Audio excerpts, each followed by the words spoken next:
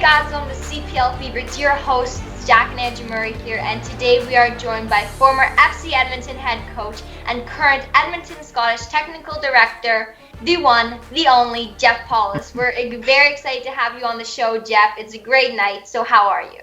Yeah, I am doing great, Jack. I hope you two are doing well. Thank you very much for having me on the show. Honestly, probably still the best reporter from the Island Games is you, Jack. So I'm delighted to be here. Thank you. I really appreciate that. And like I said before, I think you're a great coach. I'm very excited to get your story. Yeah, no, listen, happy. Hopefully I don't put your audience to sleep, but yeah, I'm delighted. I'm delighted to share whatever I can. So the first question that we always ask anybody is, how did you fall in love with soccer? So how did you fall in love with soccer? I couldn't skate. So that's actually kind of a true story. When I was really young, my dad, I grew up in Toronto, in Don Mills. I was born in Scarborough. My dad was like any other, I think, Canadian father way back in the day. I'm going all the way back to the, I guess, early 70s now, but, a massive hockey fan. And so he wanted me to play hockey. And my very first experience was at an outdoor rink called Broadlands Rink in Don Mills, close to where I lived, and put me in this, the hockey equipment, this new pair of skates, and they put me on the ice, and I couldn't move, and I stood still, and it was outdoor, so I froze, and that was my first and last time on skates. And so there you go. So, and shortly after that, we had a family move into our neighborhood, and they had just come here from Scotland, Colin, Mark, and Paul Groves. And so they were soccer fanatics. And myself and Colin became best friends. Soccer became, a kind of a passion, I guess, from that point forward. And so that's really where I got my start. Nice. Cool. Yeah. What position did you play when you played? Because you kind of went on just not playing as just a boy, right? Yeah, I did. Yeah. So yeah, I followed the route that so many young Canadians follow. And it's a route and the pathway that now that I'm back in, and that's initially in the community league, some grassroots stuff, and then into a club soccer with Wexford, and then a club called St. Andrews and a club called Woburn. And so I started off as a left winger. I was very fast. I was a track athlete. I ran the 100, 200 meter as well when I was young. And so I was quick. And I wasn't very talented, though. I was just really fast. And, but as I got older and got better, in the game, I started moving backwards a little bit. And I played a bit in the central midfield. And then as I got much older and I slowed down significantly, I became a center back. So there you go. But okay. Yeah. Left winger was probably where, maybe I was at my best. Right, and you're a lefty. I am a lefty. Well, yeah, both. I can actually. I've always used both feet, but I think left is probably stronger. Okay, so that's interesting. When did you start working on your weak foot? You know what? It wasn't really a conscious thing. Really? Honestly, Okay. yeah, it wasn't. And because I'm right-handed when I write. But I bat left and I golf left. I think I'm in that generation, I think, where maybe I was meant to be a lefty, but they kind of thought that was weird back in the day, and they probably taught that out of me and made me a right-handed. Yeah, so for me it was normal to be both. I never really understood why, or I didn't have a focus on becoming strong in both. It just happened. Yeah. Okay, well that's fortuitous. Yeah, I guess I know. Yeah, it didn't guess, get me very far. Yeah. Yeah, because I guess you do see a lot of players that are dominant on one foot, and you're like, oh, it would have been much better if you had started working on this earlier, right? Well, and there's the one thing. You've just given a great message to all young forwards and strikers. When they only have one strong foot, we pick up on that so quickly as coaches. Good center backs pick up on that, and they always take you to their weak side. Your weak side. If you don't have a weak side, the advantage now is in your corner, not the defender. So you've just given a really good public service announcement there to all young footballers. So I like that. Yeah, I was lucky that my dad actually started making me use my left foot when I was 4 years old. So I'm pretty good with my left foot now. But yeah. Very good. Very good. Yeah, I'll tell you what, it's going to help. It's going to help. And certainly we look for that in players, that versatility. And being two-footed is massive. Yes, and I know that you are also a ball boy like me. So can you tell me what that experience was like for you? Yeah, you know what? Oh, you're testing my memory. I'm going back a long time. What's quite amazing is I didn't know it at the time, but I probably was a ball boy for Colin Miller. When he played for Toronto Blizzard, who was such a good mentor of mine, and so he would have been a very young player himself then. He started playing pro at a very young age. But yeah, I think it's awe-inspiring, isn't it? When you're on the field and you're a young player and you play this sport and you're passionate and you see you're so close, or you're grabbing a ball and you're handing it off or you're passing it to a professional player, that leaves lasting memories in a young footballer.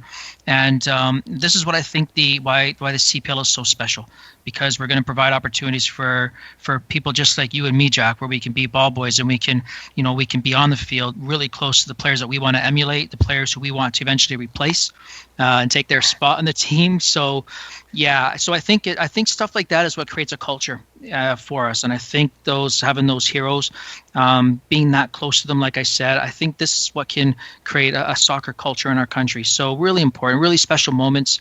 You feel like you're one of the players, because you're looking up and all you see are all the people in the stands. And if you were like me, you think they're looking at you. They're not. They're looking at the players, but that's okay. You believe at the time they're looking at you as well. So a great motivator. But yeah, it's a really nice moment for a young player. So I'm delighted that I got the chance.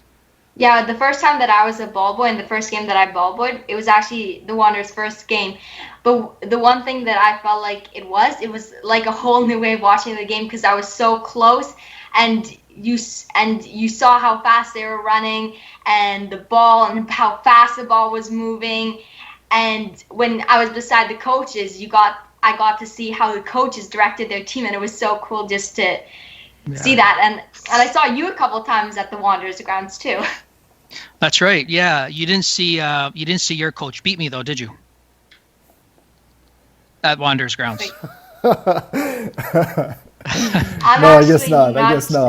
No. I guess not. Do you know what? I'm gonna get to. I retired now. I'm no longer in the league, and I actually went out with a winning record against Stephen Hart, even after PEI. So there you go. There's a trivia question for you. Yeah, for all you trivia buffs out there. No, yeah. What I really liked about him being a ball boy was because like when he would watch me play, it was a little bit different, because I'm like listen to like the players because they're shouting, because I play in a league where it's just like a men's league and there's no one watching, so you can hear everything. But he could actually see that experience because kids his age, like 10, 11, 12, like there's not a lot of talking on the field at that age. And then I said, like, pay attention. You can hear the players talk. You can, see what they're saying. And so he heard everything, colorful and not. So it's a different experience. Yeah. Well, and what's so good about it is, young hockey players in this country, they watch a lot of hockey. And that would be the difference right now between young hockey players and probably young soccer players. Young soccer players, on average, don't watch a lot of soccer, whether it's on TV or live. So when you're watching a game live, you are learning so much more as a young player, because you're able to focus on what the players are doing away from the ball. So when you watch on TV, the camera's always at where the ball is. But if you're a left fullback and the ball is deep in the right side in the corner with the winger, you'll never see what the left fullback is necessarily doing. When you're live, especially when you're field level, Jack, like you were as a ball boy, you see what the players are doing. You see how they're moving. These are all ways that we can learn to play the game and become smarter players. So really important, for us to get involved in that. So I'm delighted that you get the chance in Halifax to do it. Yeah, I've loved doing it, and I've loved every second. And like you said, I've learned so much from just watching the players and the coaches. No question. And you've got a good one there to learn from in Stephen Hart. So very good. So how did you get into coaching, Jeff?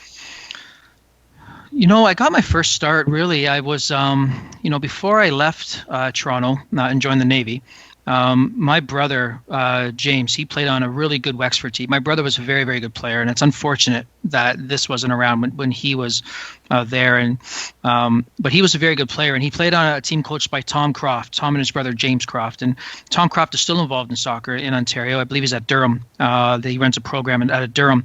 But Tom Croft was a fantastic coach because he was, when it wasn't popular for coaches to actually care about players, when back in the day coaches just yelled a lot and screamed a lot. And Tom Croft was ahead of the curve. Tom Croft was kind of how we want coaches now. He cared about the players. He created strong relationships with the players. And so he really, I think that caught my attention. So I would go hang out at training. I would watch, and he'd let me, the odd time I would just kind of maybe, do a little passing thing with a player or just, but I'd be there almost just like being a ball boy, Jack, really. I was there learning and watching, and I was about 19 at the time, just about 18, probably 18. Yeah, just about 19, close, because I left for the Navy at 19. But so that always intrigued me, watching him coach. That really motivated me. And then when I joined the Navy, we have military teams. We had, every ship has its own soccer team, and then the base has a soccer team. So I was able to kind of get into a bit of coaching there, almost like a player coach. And that just grew. And I knew that I would never be a professional soccer player. I wasn't good enough at the end of the day. I loved the game, but I was never going to make it to that level back then. Plus, I probably lacked a bit of discipline to really commit to trying. But I loved the game. I wanted to stay in. I saw coaching as the way to do that. And I really, because again, when I left the Navy to become a teacher. And so that wanting to teach and that just something inside me that really wanted to work with young players, young people, I think that translated itself into coaching as well. And so I'm able to teach in a game that I love. That's really what pulled me in. So those early days watching what I considered a master coach at the time in Tom Croft, and then getting the experience of getting to do a bit of it in the Navy. Yeah, and then my first coaching job was in Halifax for Halifax County United, with a U14 boys team. We had some very good players on that team as well. So, yeah. Anyhow, so that's really what got me into the coaching side more than playing. And that's how you got over to the East Coast, was through the Navy. It was, yeah.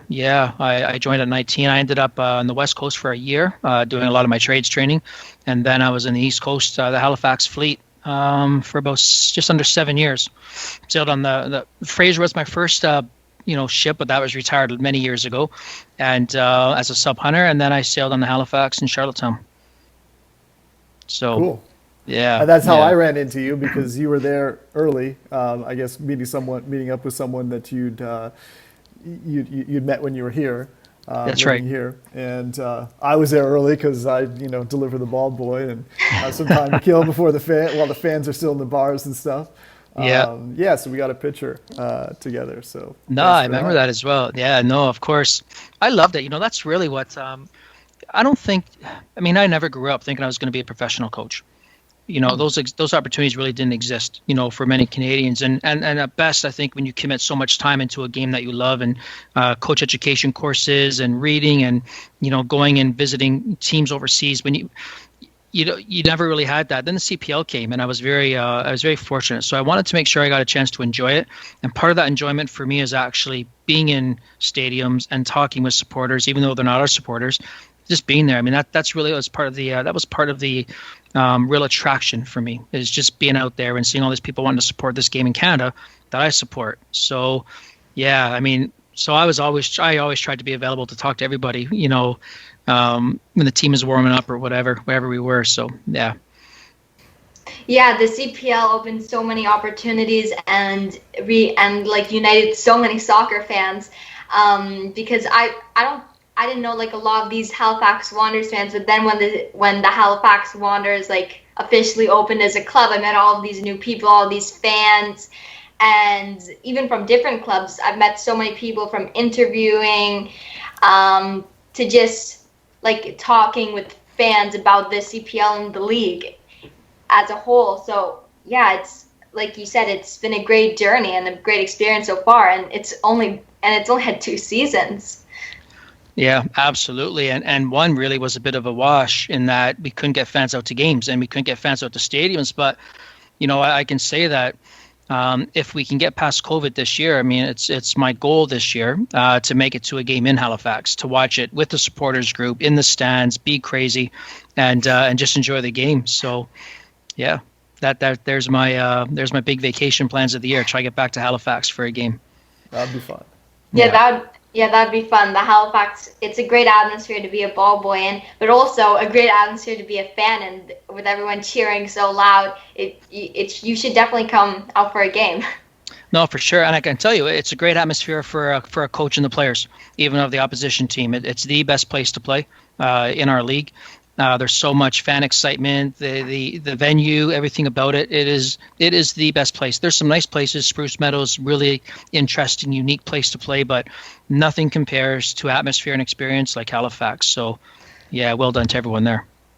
Yeah, and just one thing that I noticed once you said that it was a great atmosphere for even the opposing teams is that Duran Lee, who played with us last year, who actually played with you guys at the Island Games, he said the reason why I joined one of the reasons why I wanted to join the Wanderers was because of the atmosphere when he played there. And so many of the players that have recently signed who have played here at the Wanderers have said, I love the atmosphere, I love the atmosphere, I love the atmosphere. Yeah, really important for players, and because at the end of the day, we're also in it for entertainment. I mean, professional sports is entertainment. And you want to feel like you're out there entertaining as well.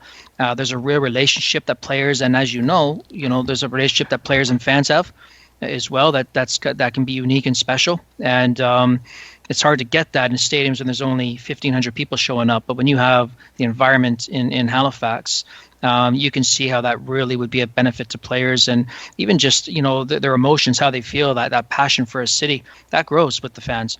So yeah, it's vital. Players definitely want that. Yeah, definitely. And I want to delve a bit more into your coaching time. So I know this is probably going to be a big question to start off with for the coach when I'm asking you about coaching. What has been the biggest challenge as a coach for you that you have overcome? Biggest challenge, you know what? Honestly, I would have to say not having played professionally. So there is a real, there's of course a stigma that, you had to have played professional to coach it. And of course you look around our league and, certainly you've got, a great pro in Jimmy Brennan as an example. Now you've got Paul, great pro. Before him in Pacific was Michael, great pro. Like, Rob Gale came through the academy system, with Fulham. Tommy Wildens played a bit, I think in the lower leagues in England. So, and plus he comes from a family of, where professional football is part of their DNA. So, Mista, again, another ex-pro. So you get into an environment, so for myself, I played my whole life. I just never played at the levels that any of my peers played at. Stephen Hart was a very good player as well.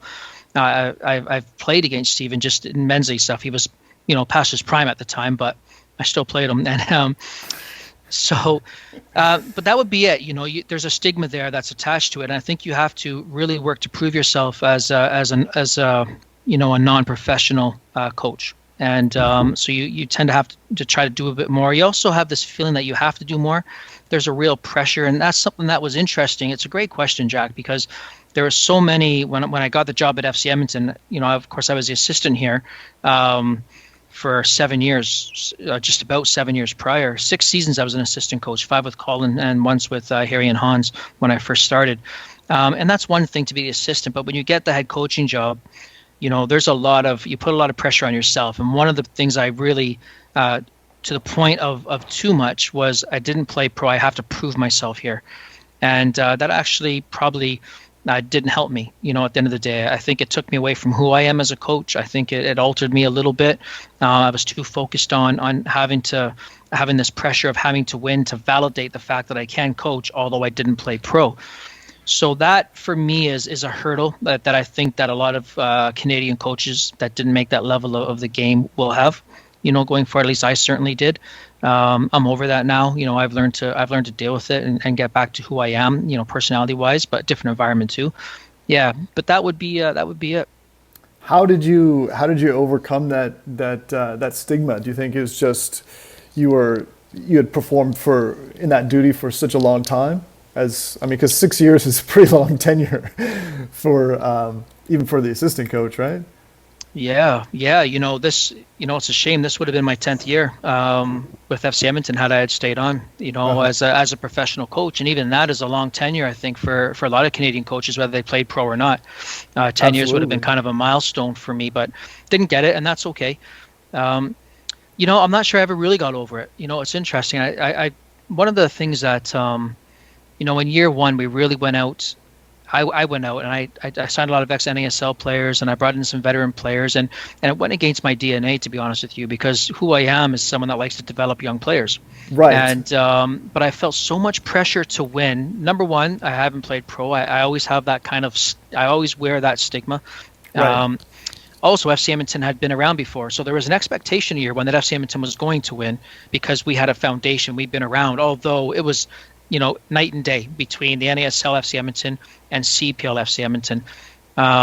So I went a direction out of kind of these needs to validate me, these needs to this expectation that we had to win because we were FC Edmonton and we'd been around for 8 previous years. So I went against my nature, and that really affected me, And so these are the lessons I take from that is you have to truly, and maybe it's cliche, and you hear everyone say it in coaching. Some of the greatest people, coaches in the world, will say you have to be yourself, and that's what I have to keep reminding myself. And it got that way in the end, and even at the end when I made some comments in PEI about my future, They were some of those comments were based on that. Some of those comments where I do need to get back to myself. I do need to find me again, be myself again. I do need to get back working with young players again. And so I'm not really sure I ever got over it. I learned to maybe deal with it a bit better. I learned to kind of swallow my ego and that, everything previous up until now. FC Edmonton's my first experiences at losing, but it shows a difference between winning at the amateur level and the college level and university level versus winning at the pro level. Completely different. And I wasn't as successful in the pro level. So I had to get over that as well. So a lot of lessons for me to learn. I'm now past the point that I've not played pro, because the one thing I have done now is I've coached pro. So right. So that's helped me get over the fact that I've not played. So I'm getting past that. But yeah, they were it's amazing how you can let these outside influences and even your own inner thoughts affect who you are as an individual, especially the pressure of winning. And was there a trickle-on effect? Because let's say your focus was more on developing young players, so you kind of said, well, I need to get some more experienced people in here, and because of making that decision, did that cause you to kind of shift a little bit in terms of, let's say, tactics? No, it did for sure. And, really, if I look back at it, and I don't regret, so I don't want to sound like, I don't regret any of the players that I signed in year one, because we signed some quality people, and, some relationships don't always work out. You learn in your relationships with people as well. And I made some mistakes in individual relationships with one or two players. I made some mistakes personally that, I wish I could go back and fix. But you have to learn from these and grow. And so for me, did it change the way I played? Certainly. I had an expectation coming in, how we were going to play, which would have been how I've always played with every other program that I've run. And I would have been able to do that maybe a bit better with just probably a younger, maybe with a younger group to start off with, because I think they're, they come in with, I think, open eyes, fresh ideas. And I think you can probably influence a bit easier. I'm not sure if that's the right way to say what I'm trying to say there, but it's a tough one. It's a tough one. I still wanted to play 4-3-3. I still wanted to attack with even the senior guys that I brought into the club. But maybe I went away from a bit more freedom for my front players that I had when I had some younger ones that I would have given a bit more freedom to. But that was, of course, academy football. Which is, again, significantly different than professional. And that was a learning curve as well, guys, making that jump academy to pro. Well, another thing is, like, I mean, when you bring in players, you don't know what you can do some research, but you don't always know what their personality is going to be like. You don't know if they're going to fit with the locker room and stuff like that. Mm-hmm. I mean, how difficult is that? Because even the best laid plans, you might bring someone in and, they may be a great player, but, they don't get along with this other player or for whatever reason. I mean, just things that you never could anticipate. Yeah, I mean, that's the great unknown. There's no guarantees when you sign a player, and there's we're seeing some great signings right now, some really interesting international signings across the league at the moment. And but the one thing we don't know is you can talk to a player on the phone. You can Zoom with a player, Skype with a player, and, get a sense of that face to face. But at the end of the day, until they're here, until they're maybe missing home, maybe they're missing family, they're not eating the same food, they're not happy that they're having to train on turf fields every single day. They don't like going out to a pitch, at Clark Stadium with the wind blowing in April, freezing cold. So that they don't know, and that we don't know, so there's no guarantees when you sign an international player. There's a lot of things that they have to acclimatize to and become very comfortable with very soon. The one thing we wanted to do, and the one thing I think we always did have over the 2 years, I think the dressing room was strong. My relationship didn't, again, with one or two players, you're gonna have disagreements with. Not everyone is going to like you, and that's normal, I think, in any facet of life.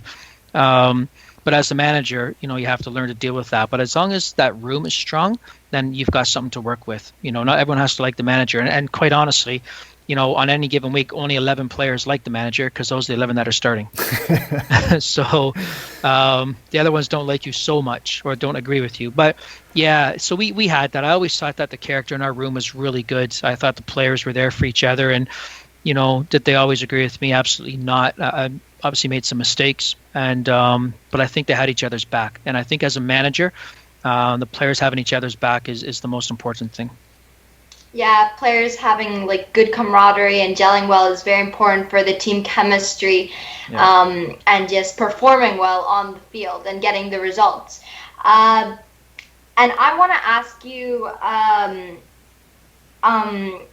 something more about you as a coach. So how, in your opinion, and in the style of coaching that you do, how important are statistics for you? How much do you look at statistics a lot, or do you rely more on talking face to face with players and watching their games? Yeah, so I've been a player. I mean, part of it is out of necessity. So, I will say, I'm not saying this as a dig to my former club, but we didn't have a lot of resources on that side of the game. We didn't have, access to a lot of, video analysis software and things like this. So maybe, we were a bit limited in the sports science area. So a lot of what we did, but a lot of what I've always done, it was a lot by eye. Watch a lot of video, try to break down video, show players a lot of video if we can. That was kind of where I was at, but and I've got to give a shout out to Oliver Gage at the league office. Oliver Gage is, he's a fantastic analyst. Sorry, the way he can look at a game, break it down, and give you numbers that mean something. So, I probably started using stats a lot more often in how we prepared our training. After I had a conversation with Oliver Gage, and he just pointed out that a lot of the times that we were crossing the ball, it was coming from positions that you have very little, that historically and statistically, there's very little chance of scoring from, as opposed to getting the ball inside the 18-yard box and then looking for your options on a cross, a cutback, drive it across the box, whatever it is. So he pointed out overwhelming stats that we were not, doing this in a good way. So we tried to change what we did, and we were trying to encourage players to get into the 18-yard box more. And Genoa Su is a great example of doing a lot of work with that and how he changed his approach. And in the second half, or after even probably about 6-7 weeks, he started to look to get inside the 18-yard box more in 2019, and was having some really good success. Even like the own goal against Forge, that we got a result out of that game because he drove into the 18. So, yeah, so stats, for what we could get, the league has done a good job, I think, trying to provide enough stats for you to build stuff off, information. So I'm really happy with the league's work in the stats department, in particular Oliver Gage. I've got to give him a shout out because he is very good. And yeah, so they start as now I've tried to become a better coach. I've paid more attention to stats, Jack.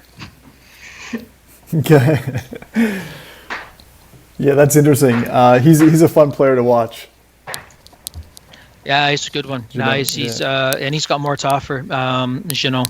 Yeah, he's. I think this year, he should have a very, very good year this year. So I also have a question for you that I'm really excited to hear your answer for, and basically in modern soccer, as you must know, the game has become much faster, and like just thinking like a second faster can make all the difference. And if you score and if you don't score, like against your opponent. So you have to think on your feet a lot in modern soccer. So can you tell me a little more about how you train soccer IQ at FC Edmonton and how much you focus on it? Yeah, certainly. I mean, for me, honestly, a lot of that training had started all the way back in 2012 with our academy. So my philosophy on trying to develop players started back in 2012. And here, I'll just as I'm talking here, I'll just let this dog out because these bells will get to us. Sure. But so with that, I mean, I had some really good mentors in Harry Sinkodov and Hans Schreiber, the first two coaches at FC Edmonton when I started working for the club. And so we had to bring in a few things into the academy that was new for me, periodization, and how we were going to train players. But the biggest thing was we have a history in our country of looking at the 4 pillars of player development: tactical, technical, physical, and the psychosocial. And we've had this history in Canada of treating those as individual pillars. So we would train technique by itself, no opposition, passing forms, static technique exercises. You know, the physical part would be players running laps or doing sprints or things like this. And my belief is, and then, you know, tactics would be something completely different. Right. My belief has been for quite a long time, maybe even before, you know, I learned from the 2 Dutch coaches. But I've always believed that those 4 pillars cannot be separated. When we train players, those 4 pillars of development must be trained together. When you train them together, you're training the way you want to play, along with the physical, the technical, and the psychosocial. So everything we were doing in the academy was always game-based. And even to the point, I would say, Jack, where instead of just doing a little possession game, which might be 8v8, in a little game, and without goals, even if you're just doing a possession game, we would still have our left-sided players on the left side of that little possession box, because you're still trying to form these relationships with players. And so they would be in similar positions that they would be on the field. And this would allow them really subconsciously to start developing relationships, you know, nonverbal communication. So they learn to do what each other's going to do based on their knowledge of each other from many, many, many hours of practicing, as opposed to always having to say, do this or do that or call for something. They learn to communicate really without talking. And that's when your team is really in sync. So for me, the development of soccer IQ, of this awareness on the field, it comes from your training habits. It comes from creating games that always include opposition, direction. Yeah, I mean that's the biggest thing. So you're always getting your message across, and your style of play, not a formation, but your style of play, how you want players to react when you have the ball, when you don't have the ball, when you've just lost the ball. These have to come out in every single thing you do and all your little training exercises. And so that's how we've always taught it at FC Edmonton. I've always believed, you know, that our academy players, when it came to their tactical awareness, were actually ahead of a lot of other players around the country their age because of the way that we trained. Yeah, that's very interesting, and I like that. I like how from what you just said, I really like how FC Edmonton trains that awareness and how they train everything together. And I do have another question about, like, your training at FC Edmonton and the academy. So did you do futsal at all? Did you train futsal or play futsal at the academy? We didn't. No, we didn't. And we didn't probably for the reason that we had access to an indoor, like an indoor turf field without boards or anything like this. And a lot of Edmonton indoor soccer back in the day was boarded soccer, you know, like soccer hockey. Soccer hockey. Yeah, that's what it was. Honestly, it's what they even had power plays and penalty killing. That you would get a 2-minute penalty if you chip somebody. Okay. Yeah, that was our winter development. But so we were very fortunate that we were able to get access. It's like the hockey culture. Just they can't honestly, get rid of it. Really, no, it's true. We played in indoor rinks, hockey rinks, and it had like a green kind of like a Brillo pad. Like a green scrubby pad. That was kind of the turf. So this is changed now because, I mean, so for example, at Scottish United, we have the largest indoor dome in Canada, with probably the best turf in Canada. So our players are very lucky. They train in the best environment to train, in the country probably. Nice. But we were lucky at FC Edmonton because we could get our players into Commonwealth had this indoor field that was 60 by 60, really nice turf. Foot field we got sometimes, that was a turf field as well. When they eventually domed that. So yeah, so futsal wasn't now. It's a great question because at Scottish we're putting in we're bringing in a full futsal program for player development next winter. So it's a great lead, and you're helping me sell my club here, Jack. I love it. Well, futsal is really good. I mean, Jack plays it, and what I like about it is it kind of forces, as you move up in soccer, it's the speed of play that gets quicker. So you need to be able to react quicker, you need to be able to think quicker, and you need to have the technical skill that will allow you to think and then be able to do that. And what I like about futsal is when I'm able to watch Jack play, which I can't during COVID, but you can see that it forces you to go faster because everything's compressed, all the movements. And you don't have time on the ball. You can't you don't have all these yards to move around. Absolutely. No, it's great for player development. It's a great add-on to the outdoor game. Like I said, at Scottish, we're bringing it in for exactly that reason, and it will improve it. Everything you've just said for those exact reasons is why we want to bring it in. What's the most unique thing about your training at Edmonton Scottish? Our most unique thing?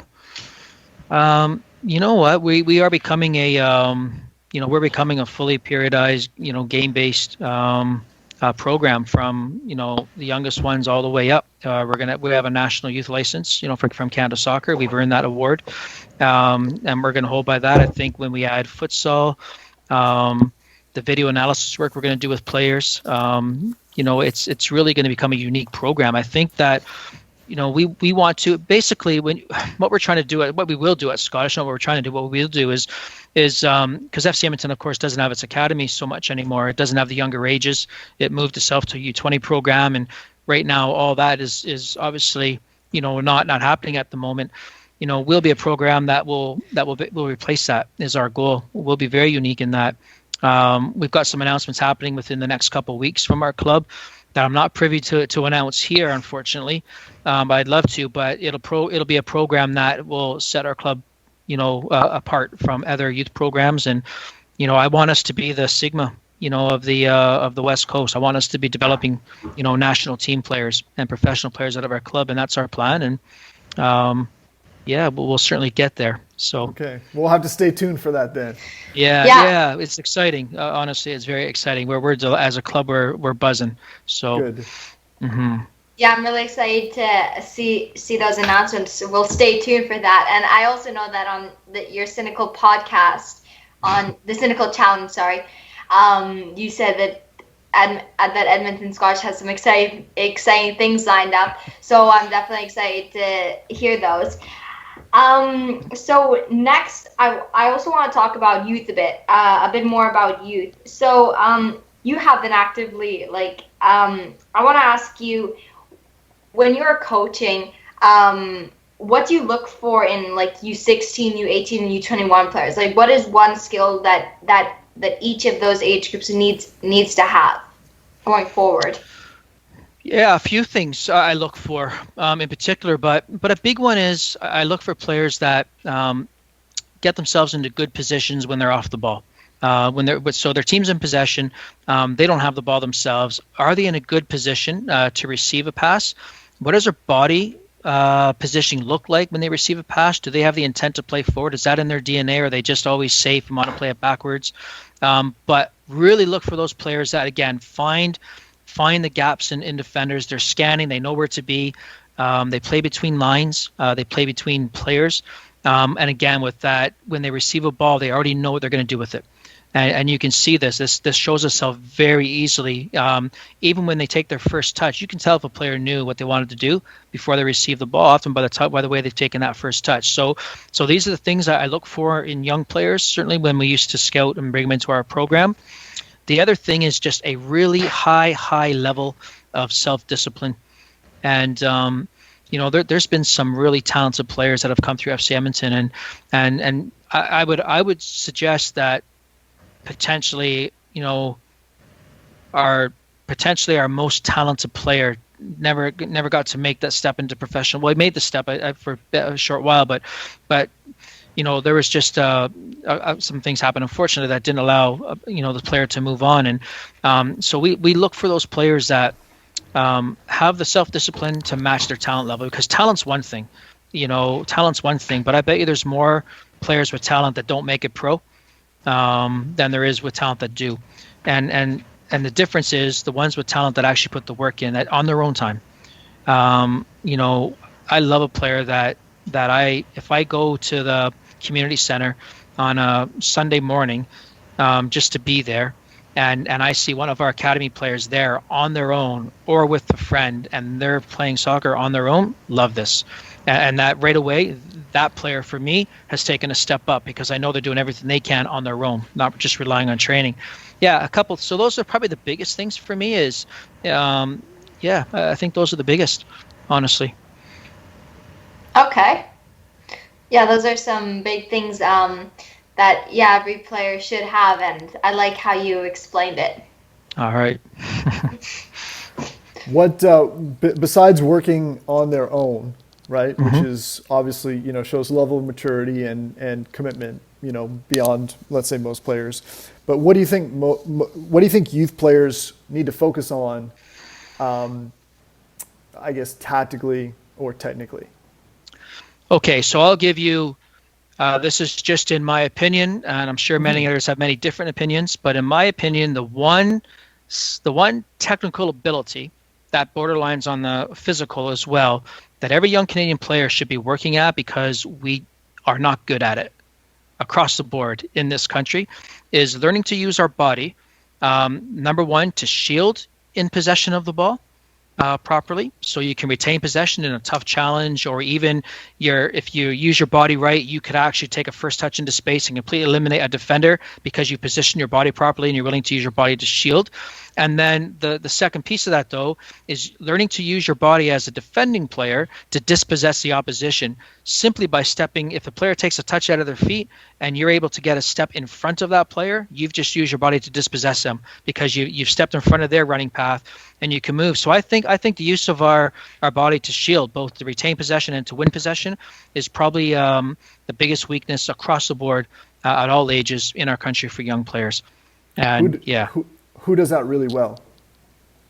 Who does that really well? Like either professional player or like a kind of country, like who, like if you were going to give an example of maybe a player that does that. Yeah, I mean Bobby Firmino, as an example. Okay. He can receive a ball. He's not the biggest, most physical striker, but he can receive a ball and retain possession of it. Body position really good. The way he can use his body to shield and hold off, keep his team in play. I love that. I mean, locally, Tomi Amiobi, he's a fellow that actually, he can retain possession back to goal quite often. He's quite good at that. Tomi has a lot of really interesting traits and good traits for a striker. But that's one. So that would be one that maybe a lot of us have seen that, in the CPL. But I find that in general, a lot of like Latin American players, Central American and South American players are extremely good at it. They, as well as anybody, really use their body, in that regard as a way to retain or win possession. Okay, that's a really interesting point. Yeah, my academy has been recently talking about that, because like once you're 12, and if you're good enough and you're 12, then you go into like their showcase program. And since I just recently turned 12, I went into their showcase program, and they've been talking a lot about that and teaching us how to use our body well. And Right. and my coaches have also said that exactly what you said. Canadians on the board are not the best at that skill. It's a true fact. It's a true fact. So, no, that's great. Well, that's good. So commend your coaches. You need to get a little bit. You need to at Edmonton Scottish. You need to make them watch hockey. See all this body checks. That's right. Bring the hockey back into it. Yeah. There you go. Exactly right. You think we'd be better because we played boarded soccer here. We played soccer hockey. You think we'd be good at using our body? Yeah. But no. Yeah. And I know we've been talking about you just now, but I also want to ask you a couple of quick questions about scouting. Mm-hmm. So in your opinion, when should a player get an agent? When should a player get an agent? Oh, I've got some friends who are agents who are not going to be happy with me here, Jack. I think personally that too many. I think we have to be careful on the age. I think too many young Canadians get an agent way too soon. I think the time that a young player in this country needs to get an agent is when they're ready for an overseas move. I think that's a great time to have an agent.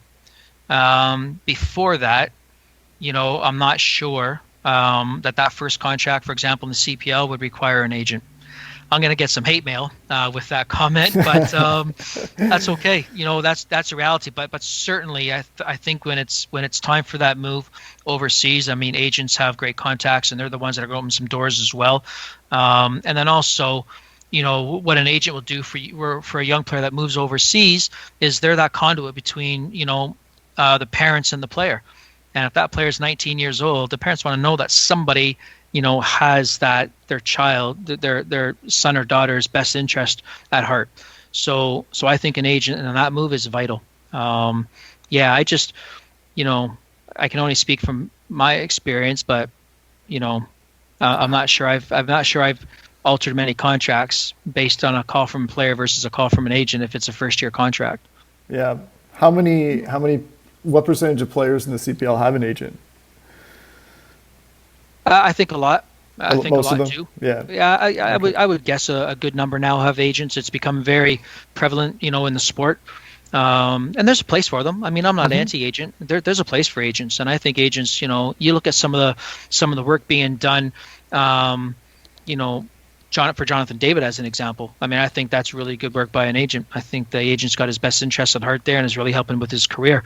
Right. So I see some really good work being done there as a great example of the benefits of an agent. And because we don't know what we don't know. And I mean, at the end of the day, when you have something like that, with the Jonathan David situation, for example, then you see the benefits of having one.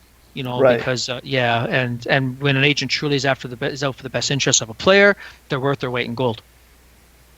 Mm-hmm. Yeah. Yeah, a good point. And I also wanted to ask you, when you're signing players and you're interested in a player, do you like to talk with the agent first and then the player, or the player first then the agent, or do you like to go straight to the player? So that's a two-part. For me, it's a two-part question because. I mean, I've signed so many of I don't want to say my players, and I know players are my players, but for a lack of a better term at the moment, I've signed so many of my players. I mean, I've signed so many ex-FC Edmonton Academy guys. I've signed so many players at the club over the last 2 years that I've known since they've been 14 or 15 years old. In those circumstances, I want to talk to the player because I know them. I've got an emotional attachment to them. And so I'd rather just talk to them. And because I would just try to talk to them. Now, on the other side, the flip side of it though is you often don't have much choice. You often, if you try to reach out to a player that has an agent that you don't know very well, they often just tell you to speak to the agent first. And that can also be a good thing.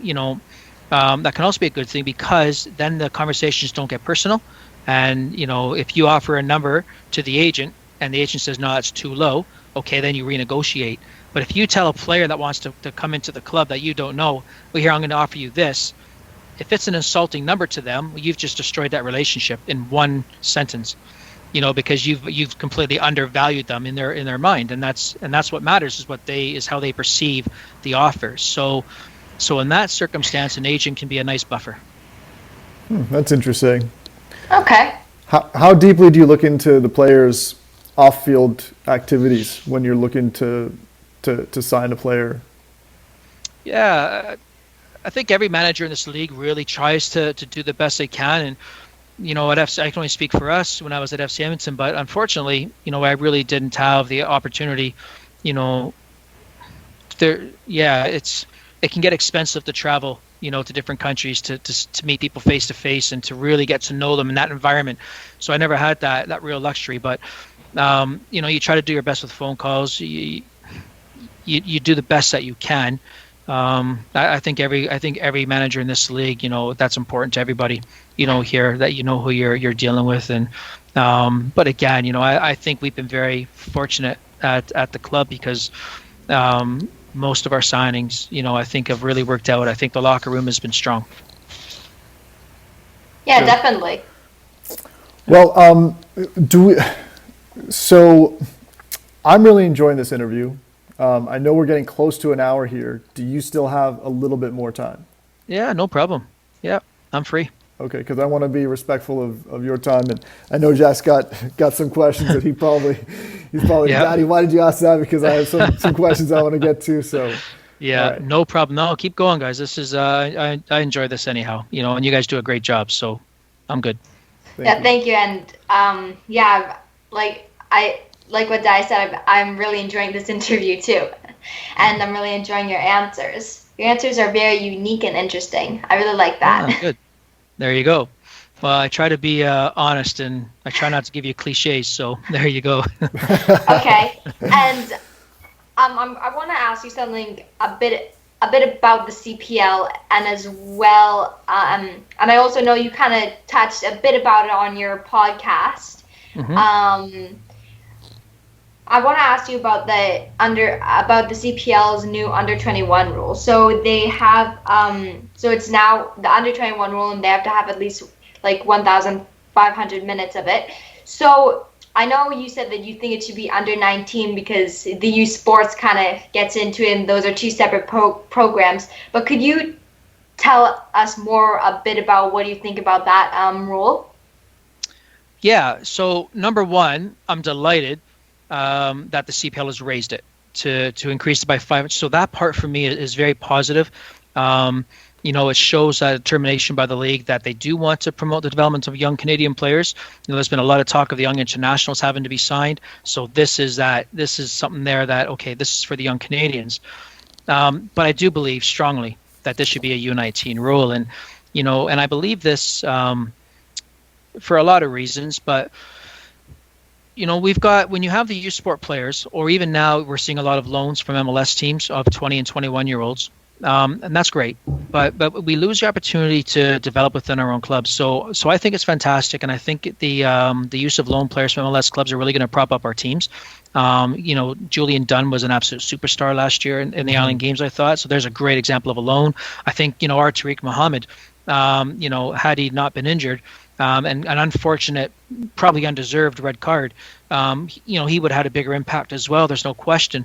So there's a place for that. But at the end of the day, though, you're still developing, TFC's player or Montreal Impact's player. And so there's a lot of easy ways to accommodate the U21 rule, whether it's university players, whether it's loan players. A U19 rule puts more focus on bringing a player in that's young and develop them in-house. That's your player. You're going to spend time with them. So, and true to my conviction, in year one, most other teams were signing 20-year-olds or just about 21-year-olds to satisfy that rule. Mm-hmm. We signed 2 17-year-olds and an 18-year-old. So Marcus Velado is entering his third year of professional football this year, professional soccer. He still counts next year in 2022 for U21 minutes. So next year, his 4th year of professional soccer, he still counts as an under 21. So this is a kid now that's played professional for 4 years. I prefer that for a player's development than a player that gets his first year pro at the age of 20 because they've come out of a university program. Now the universal program is a great program. I love it. It's unique. Great idea. So I'm not slaughtering that program, but for me it's a different program. So let's keep them separate. Let's have the university program which accommodates those 20, 21-year-olds, 22-year-olds, and let's have a U19 program which helps really develop, because there's a gap in Canada. There's a gap between, from 16, maybe 17 to 20. There's a massive gap in our country of where those players are going to play. And I think that by dropping our rule to 19, the league's rule, no longer part of that, if the league were to drop it to 19, then you're going to see a whole lot. You're going to see at least, 24, 18-year-olds in this league, 17-year-olds, 18-year-olds in this league. By the time they're 21, they'll each have 3 years pro, and now we're really talking about developing players, a real impact on who these young players can become. So that's why I think that way. I'm delighted that there is a rule. to start off with. I'm delighted that they've Right. increased it by 500 minutes. It's still going to be very easy to get. Honestly, it'll be very easy to get. 2,500 minutes. Now you're encouraging it for sure. And don't forget, when you have, a U21 Canadian rule, but you also have an international rule, and you're signing some international players that are young, well, there's a good chance that those international players are going to eat up a lot of these minutes anyhow, for young Canadians. But Right. yeah, so that's just my belief on there, U19. And again, I'm not saying I'm right. It's just the way that I view the young player. Well, it focuses more on developing Canadian soccer, I think, and that's interesting. I mean, as a fan, I was a little bit upset towards the last game because Forge still hadn't gotten the paltry amount of minutes that were in the island games, right? Right. And then there was like this talk on Twitter of like, oh, like what's going to happen if they don't do it? Like it's going to be some like teeny tiny little fine, and I almost felt like it was kind of like a slap in the face. Like they didn't. This is just my personal opinion.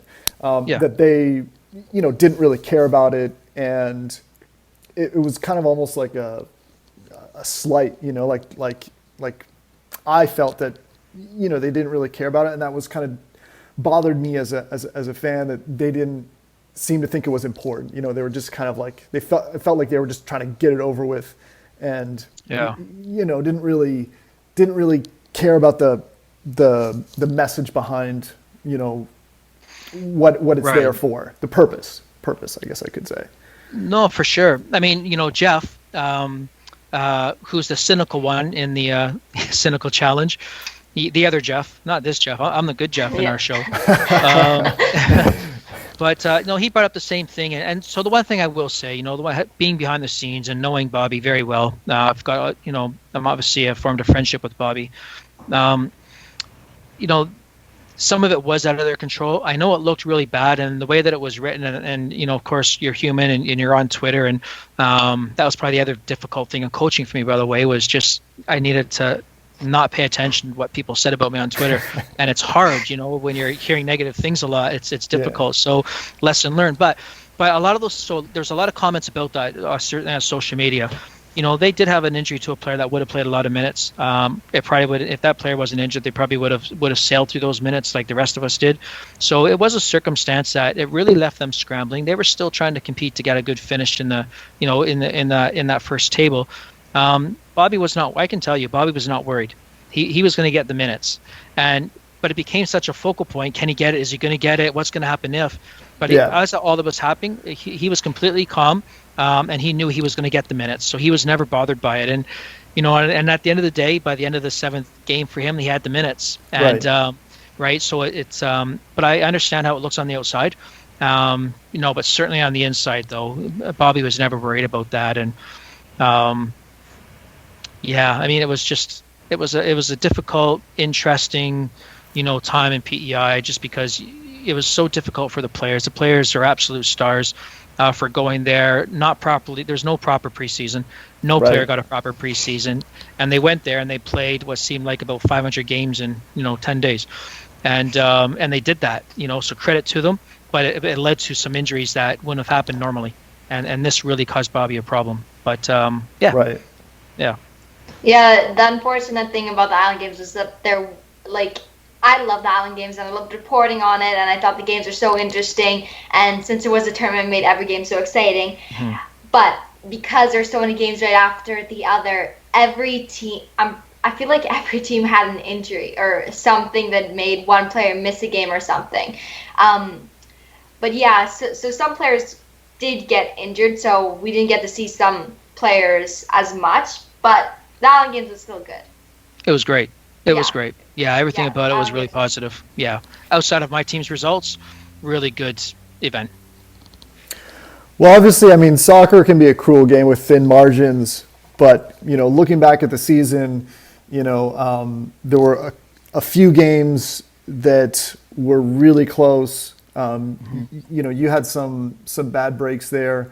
You definitely didn't look like the worst team at times, despite what the standings say at the end of it.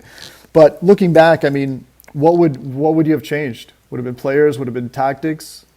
If you would have been anything? So yeah, it's an interesting question because tactically we went in, I thought, very strong. You know, in game number one before Amir's injury, we were playing very good. We played a 3-4-3. We had a very short time to work on the 3-4-3. But every team had a very short time to work on theirs, so not an excuse. Every single team was in the same boat training wise. So I'm not bringing that up to say that, but our players had to learn a lot in a short period of time in a new system that we never played at all last year.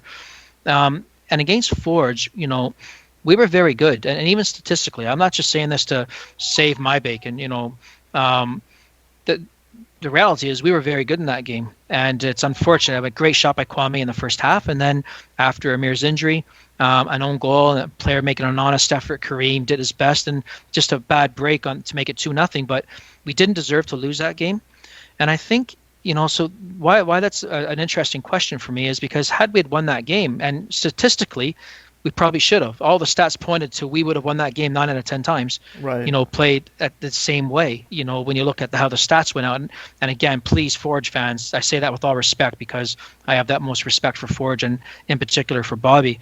But we were decent, but then you have the injury to Amir, so now we have to change the way we play a little bit. That was a big loss for you. It was a big loss for us, for sure. And because it really unsettled, all the work we did in preseason was out the window now, because obviously he was a massive part of that. Mm-hmm. And not that we didn't have good players that could have come in and done the job. We do, and we did have good players. But it was just different without him because he was such a focal point in our build-out and how we wanted to play it at the back with his ability to distribute.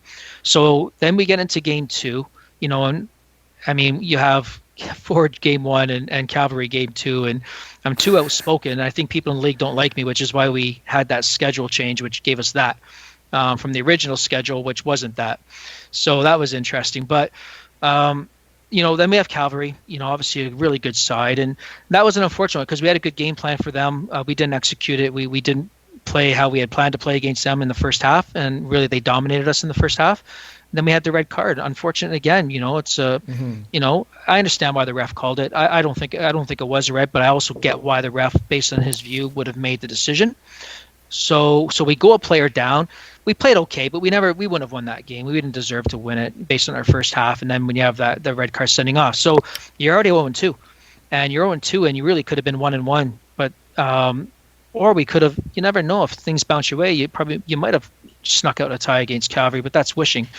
So I think it just kind of, when you have a bad start, when you have that start in a very short tournament, it's hard to turn it around. Had you had won the first game, different attitude amongst the room. You've just beat the defending champs. Things are different. You know, if you don't lose Amir Didic, again, what if?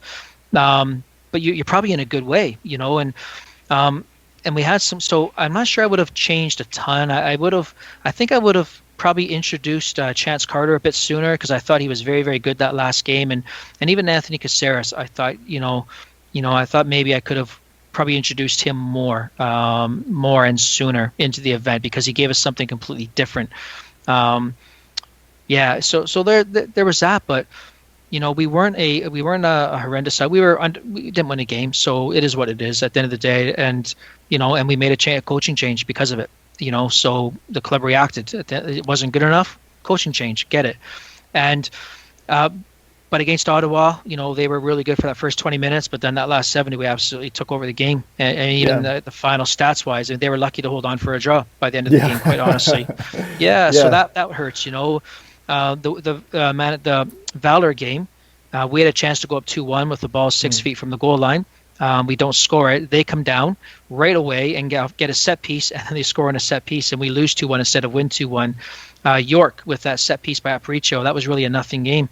You know, we had chipped Nathan Ingham and missed the far post on a chip on an empty net. Maybe we could have drawn that or whatever. So there was points there for FC Edmonton. I do think that FC Edmonton actually would have challenged. You know, was in the middle of the pack. You know, would I have put us up there with Halifax and you know, a healthy Cavalry or a Forge? No, probably not. Pacific, we played evenly. That was a good game of football against Pacific, you know, and we didn't get the win. A moment of magic by Bustos. A really poor foul to let them tie it on a set piece. Right. So yeah, I mean, what I can tell you I wouldn't change is I wouldn't change our players. I would take that same group of players back to another event again. Because that group of players, you know, they did everything we asked. They had more to give. Some players didn't have enough time to get properly fit, which it would have had more of an impact for us. Yeah, I think Ongaro was struggling with an injury. Lee went down with an injury. Yeah, and we had big plans for Lee. Yeah, he was going to play. I know he told us about that 3-4-3. Because we interviewed him and he told us about the thing, but we didn't put it out because we didn't want, we just kind of talked about it off the record because we weren't going to kind of put. No, it's a shame. But he was really excited about that. Yeah. It was really disappointing, and I liked Durand Lee, and he never got a fair shake because of the injury. Mm-hmm. And then he came back in and got hurt again, when we tried to get him going. So, but Durand Lee's, I hope he gets picked up in this league because Durand Lee's a very good soccer player, and I really like him as a person, and that's important. So, so so my apologies, by the way. I say the word "so" way too much. When I listen to myself back, it's horrendous. Now you'll hear it every time I say it. You're gonna hear it's like, oh my God, he says "so" all the time. We each have our own words too. We don't need to go there. Yeah. It's the mind thinking, and then this word just comes out. I know, but if I change anything, would I have made a tactical change sooner and gone to a 4-2-3-1 based on the players available after Amir's injury? That's what I should have done. I should have went with Melee and Kareem as my two center backs, and I should have bumped Ramon into the midfield to play alongside Allen and really strengthen that block. And I didn't do that. And I thought about that after the fact, not at the time. And if I could have made a tactical change, that would have been the one I should have made after Amir's injury. So at the end of the day, fault lies with me for not doing it. Right, though FC Edmonton actually, I know it was a bit disappointing, but like you said, they're like middle of the pack. They could have won against Forge. They could have won a bunch of games. Just a couple of balances went wrong, some unlucky injuries and stuff like that. But Durand Lee, we actually interviewed him I think just before the Island games were announced, and we were still waiting to hear an official announcement from the league. And he had gotten signed by you guys by that time. And he said a lot of exciting things off the record about your tactics. But also I was looking forward to see him play as a fullback more because he played more center back. Yeah. With Halifax, but I was looking forward to see him make those fast runs down the left flank. He had it in him. Yeah, he had it in him. And he really can cross with his left foot. He can really put a nice ball into the box. He whips it in. He's there's a lot to like about him as a footballer. He can dribble. One of the reasons why he came out here and to play for us was because he asked me what I saw in him. And I said, I see an attacking player. I see a wide player who gets to attack. I don't see you as a center back. And that's how he saw himself. And that's really why the move happened for him. So, yeah, I was gutted for him. I was gutted for him. He wanted it so bad and worked so hard to be fit. So it's really a shame what happened with Durand. All right. So, yeah, we were sorry to lose him from Halifax because he was a fun player to watch too for us. But it would have been fun to see him on the side. Yeah. So you said second game.